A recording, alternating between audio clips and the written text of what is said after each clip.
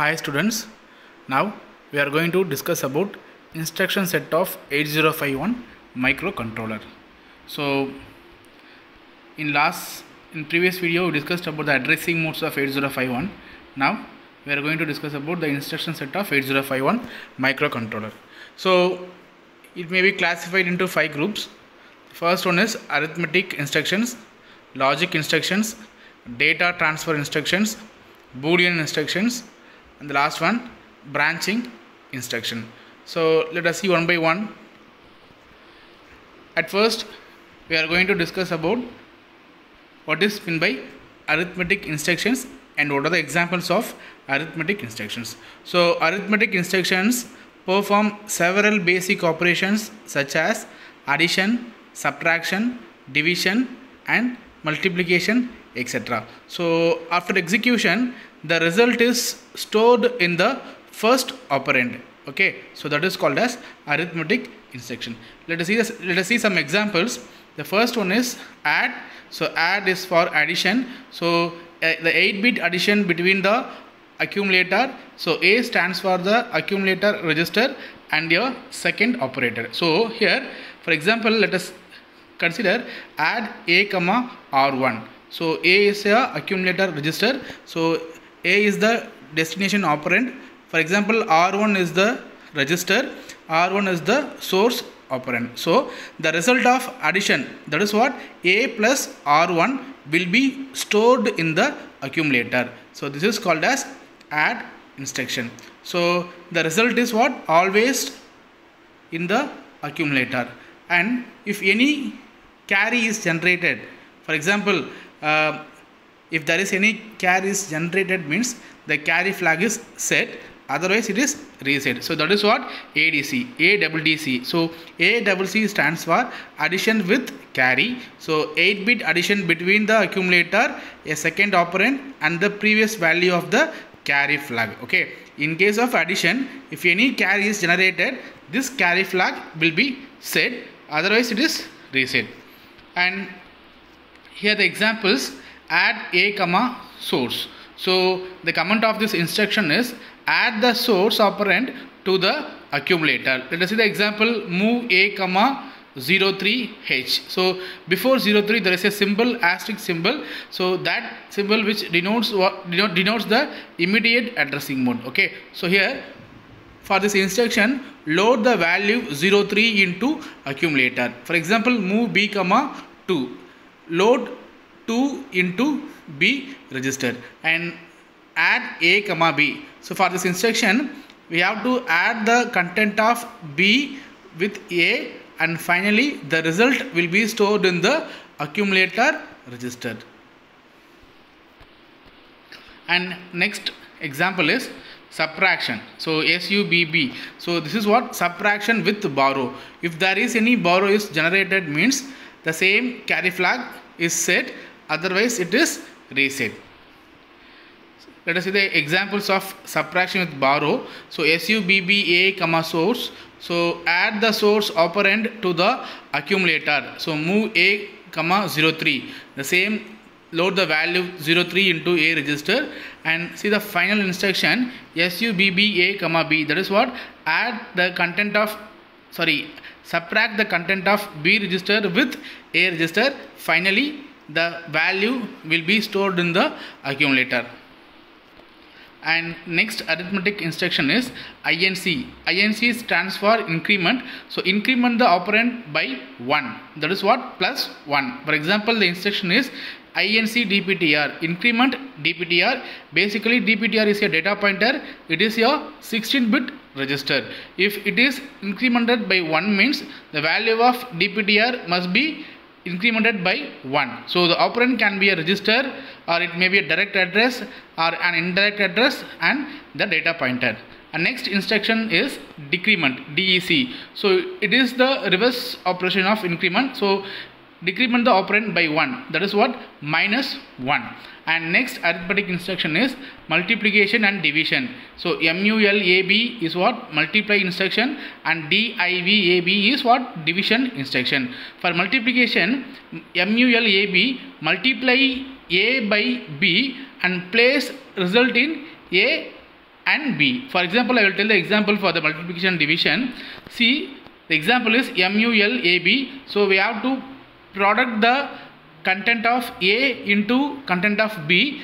Finally, the 16-bit result stored in B and A. For example, move A, 05, move B, 03. So we have to multiply 5 into 3. So the final answer is 15, that is 0F.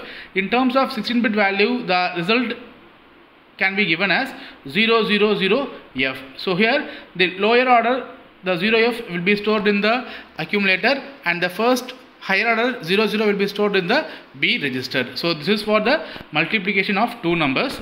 And for division of two numbers, the same instruction, move A, 5, move B, 3 and divide AB. So here we have to divide 5 by 3. So the quotient will be stored in the accumulator register and the remainder value will be stored in the B register. That is what division AB.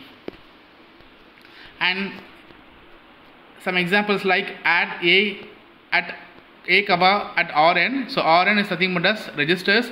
So it will be given from R0 to R7, and DAA is nothing but as decimal adjust, and add carry A, Rn, and subtraction with borrow A, Rn, increment at Ri. So these are the few examples of arithmetic instructions. So next we are going to see about logic instructions or logical instruction. So in logic instruction, it will perform logic operations upon corresponding bits of two registers. Okay, so after execution, the result is stored in the first operand. So this is called logic instructions. So first A and L, D, S. Here D is called as the destination and S is called as the source. The result will be stored in the destination. So for this, A and L performs logical AND operation between the source and the destination. Okay, so the destination must be a register or memory, and the source must be a data or register or memory. For example, A, N, L, A, R5. So we have to do the AND operation between A and R5. So the final value will be stored in the accumulator.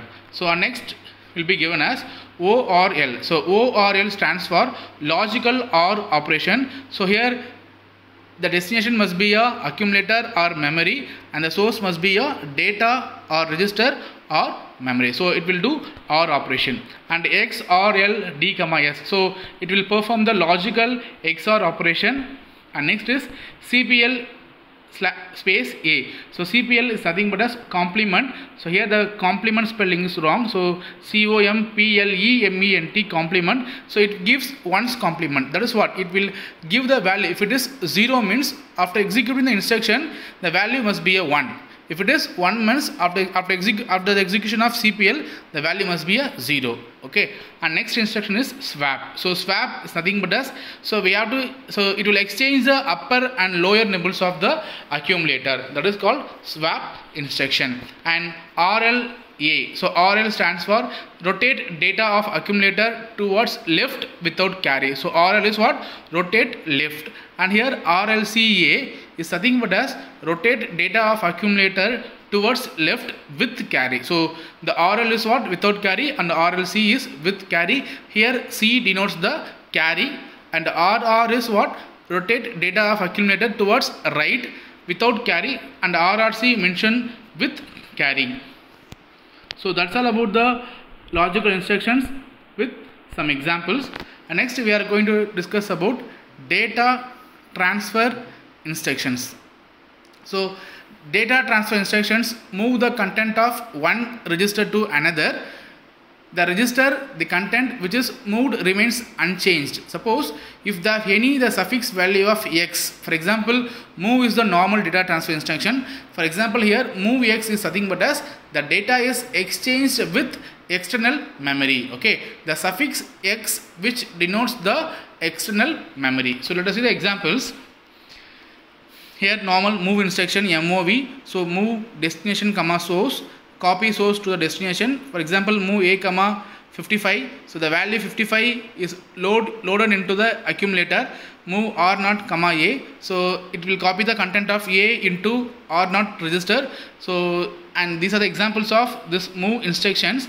And here move x, so just now before I told that what, for the suffix x denotes if there is any data will be accessed in the external memory. Okay, here data transfer between the accumulator and a byte from external data memory. So let us see the examples. Move x a comma ri, move x a comma at dptr, move x at ri comma a, move x at dptr comma a. And here push and pop instructions are coming from the data transfer instructions. So push and pop instructions, these are basically stack instructions. And XCH stands for exchange, so we can exchange the accumulator and a byte variable. So the examples are XCH a comma Rn. Okay, after the execution of this instruction, the value or the content of these two registers can be exchanged. Okay, the a value goes into Rn and the Rn value goes into a register. And next one is Boolean variable instructions. This is a fourth type. So let us see the examples. CLR, that is what, clear. So this instruction will clear the specified bit indicated in the instruction. For example, CLR-C stands for it will clear the carry flag. So the carry flag must be a 0. And set B, so this instruction will set the specified bit to 1. And CPL stands for the complement. So these are all we already discussed. And finally we are going to discuss about the branching instructions. So here the branching instructions are also called as control transfer instructions. So there are two kinds of branch instructions. The first one is unconditional jump instructions. So a jump to a new program location is executed without any condition. This is called as unconditional jump instructions. Okay, the second type is conditional jump instructions. A jump to a new program location is executed only if a specified condition is met. Otherwise the program normally proceeds with the next instruction. So this is called as conditional jump instructions. Okay, so here the program control instructions will support three kind of jump instructions. For example, LJMP, that is long jump, and SJMP, that is short jump, and AJMP is for absolute jump. Okay, so here the program branching instructions are used to control the flow of actions in a program.